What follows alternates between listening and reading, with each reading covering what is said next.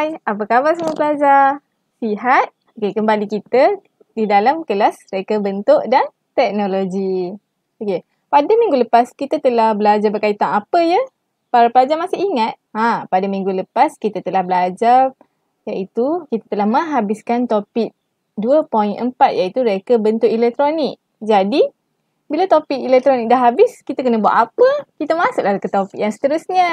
Okey. Pada minggu ini, kita akan masuk kepada topik 2.5 iaitu reka bentuk aquaponik. Okey, standard pembelajaran kita pada hari ini adalah 2.5.1 iaitu maksud aquaponik dan menerangkan reka bentuk aquaponik. Okey, para pelajar mesti dah bersedia untuk meneruskan kelas kan? Okey, jom kita belajar. Okey, sebelum tu, apa itu aquaponik? Aquaponik berasal daripada peradaban Aztec yang merupakan suku kaum Meksiko yang mengamalkan sistem pertanian Chinampa.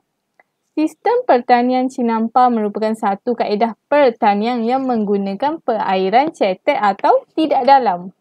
Sistem aquaponik ini merupakan kombinasi aquakultur dan tanaman. Okey, kita masuk kepada 2.5.1 iaitu menyatakan maksud dan menerangkan reka bentuk aquaponik. Okey, kita masuk terlebih dahulu kepada maksud aquaponik.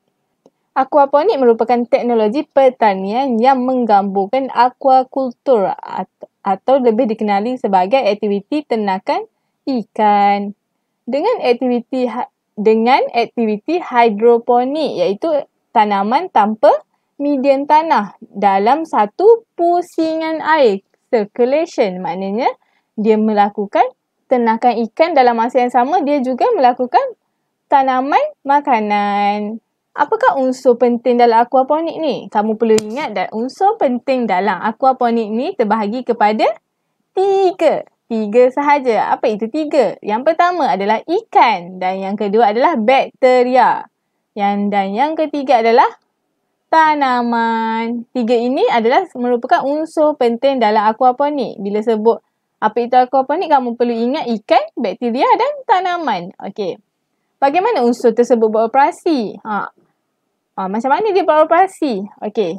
Yang pertama adalah ikan iaitu akan mengeluarkan sisa makanan yang mengandungi amonia dan kotoran.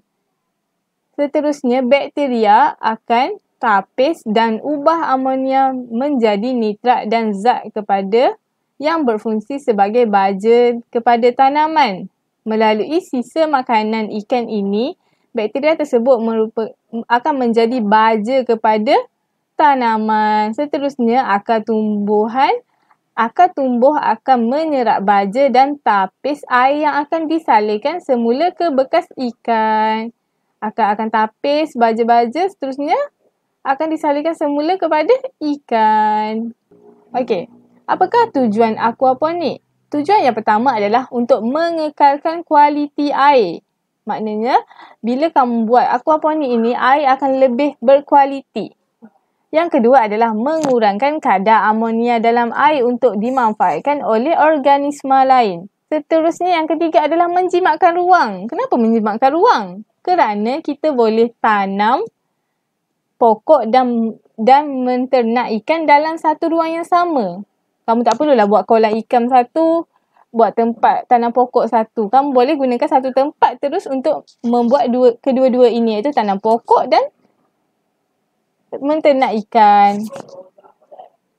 Dan yang seterusnya adalah dapat menghasilkan dua jenis makanan secara serentak iaitu tanaman makanan dan seterusnya adalah dapat menghasilkan dua jenis makanan yang serentak iaitu tanaman pokok dan ternakan ikan. Kedua-dua ni kita boleh makan kan? Kita boleh makan sayuran dan kita boleh makan ikan dalam masa yang sama. Okey, seterusnya kita masuk kepada B iaitu sistem kitaran aquaponik. Okey, sistem kitaran aquaponik ialah sistem pengaliran air dari kolam ikan ke media penanaman dan air akan dikitar semula ke dalam kolam. Iaitu air daripada kolam ikan ini akan ke media tanaman seterusnya akan jatuh semula ke dalam kolam. Kita tengok sedikit ya, iaitu ikan menghasilkan amonia daripada makanan yang dimakan. Kadar amonia yang tinggi akan menjadi racun kepada ikan. Pan air akan tarik pergi kepada bekas tanaman. Seterusnya, bakteria akan memecahkan amonia untuk menjadi nitrit dan nitrat. Tanaman menggunakan nitrit sebagai nutrien. Air yang mengalir disaringkan ke media tumbuhan dan akar tanaman. Air yang disaring akan menjadi bersih semula untuk kegunaan ikan. Dalam proses ini, hanya sedikit air yang terbuang. Okey, maknanya bila air yang diturunkan kembali ni merupakan air yang bersih, air yang sudah disaring oleh akar-akar pokok ini. Okey, kita masuk kepada C, iaitu aquaponik secara takungan dan kitaran. Iaitu yang pertama, aquaponik secara takungan menggunakan kolam, tangki atau bekas yang sama untuk ikan dan tanaman. Seperti yang kamu dapat lihat, ini merupakan salah satu contohnya, iaitu akar pokok akan menyerap secara terus di dalam kolam ikan ini. Okey, yang kedua adalah aquaponik secara kitaran, iaitu menggunakan dua bekas tangki, iaitu tangki ikan dan tangki tanaman secara berasingan. Seperti yang kamu dapat lihat, bekas tanaman diletakkan berada di bahagian atas berbanding dengan aquaponik secara takungan ini, iaitu akar pokok tidak menyentuh secara terus kepada air di dalam kolam ikan. Okey, sekarang kita masuk kepada D, iaitu reka bentuk sistem aquaponik.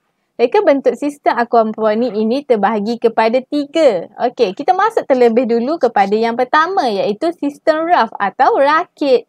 Sistem raft atau rakit ini adalah tanaman yang diletakkan terus di atas permukaan air sehingga akar tanaman terendam di dalam air. Okey, kamu lihat pada gambar raja di sebelah ini, iaitu akar pokok akan terendam secara terus di dalam air kolam ikan. Okey, lazimnya menggunakan styrofoam, span atau bahan yang bersesuaian untuk terapungkan tanaman. Okey, seperti yang kamu lihat, ini yang dimaksudkan. Pada bahagian ini, kita akan kebiasaannya menggunakan styrofoam atau span atau apa-apa bahan yang boleh mengapungkan tanaman dalam masa yang sama. Akar terendam di dalam kolam. Okay, kelebihan sistem ini adalah akar tumbuhan boleh menyerap nutrien secara organik di dalam air secara langsung. Okey, disebabkan akar terendam terus di dalam air kolam, maka tumbuhan tersebut akan dapat menyerap nutrien organik secara terus kerana air tidak akan ditapis. Seterusnya, ini menjadikan tumbuhan ini tumbuh lebih cepat berbanding dua lagi sistem yang lain. Okey, apa dua lagi sistem yang lain? Jom kita belajar yang seterusnya. Okey, baiklah. Sistem yang kedua adalah sistem EBB dan flow. Sistem ini juga dikenali sebagai sistem pasang surut. Sistem ini berfungsi dengan menggunakan alat yang dipanggil loceng sifon, iaitu bell sifon. Alat ini mengalirkan air dari media penanaman apabila sudah memenuhi media tanaman. Okey, apabila air sudah penuh pada bahagian ini, maka bell sifon ini akan mengalirkan air ini terus kepada kolam ikan. Loceng sifon ini bekerja dengan prinsip yang mirip, iaitu hampir sama dengan pelampung pada tangki simbah, iaitu dekat toilet kita kan ada tangki simbah. Okey, kalau kamu pernah buka tangki simbah itu, kamu akan nampak berbola pelampung. Okey, bezanya pelampung akan menghentikan aliran air apabila sudah penuh, sedangkan loceng sifon ini akan mengeluarkan air. Okey, kalau tangki tu bila air akan penuh, maka pelampung itu akan stopkan air. Tapi loceng sifon ini bila air dah penuh, dia akan keluarkan air tersebut. Okey, sistem EBB dan flow ini adalah aquaponik yang sederhana jika dibandingkan sistem raft dan sistem NFT. Okey, apa pula sistem NFT ni? Okey, jom kita belajar apa itu sistem NFT. Okey, kita masuk kepada sistem yang ketiga, iaitu sistem NFT, Nutrient Field Technique. Okey, sistem ini seolah-olah seperti sistem raft. Sistem ini tidak menggunakan media penanaman dan akarnya menyentuh lapisan air yang mengalir. Air yang mengalir tidak boleh bertakung dan sentiasa mengalir dengan cepat. Okey, kelebihan sistem ini adalah air yang digunakan untuk mengairi tumbuhan adalah sedikit. Jadi, dia tidak memerlukan air yang banyak. Okey, seperti yang kamu dapat lihat, sistem raft tadi, akar pokok akan terus direct kepada kolam ikan. Okey, untuk sistem NFT ini, akar pokok juga menyentuh air. Tapi air itu air yang mengalir, bukan air yang bertakung seperti sistem raft. Air daripada kolam ikan akan dinaikkan dan terus mengalir keluar dari bekas tanaman ke tangki ikan. Okey, baiklah semua pelajar, itu saja untuk pembelajaran kita pada minggu ini. Terima kasih. Okey, untuk semua pelajar, keep study and stay positive. Teruskan bersemangat. Kita jumpa lagi pada minggu hadapan. Bye.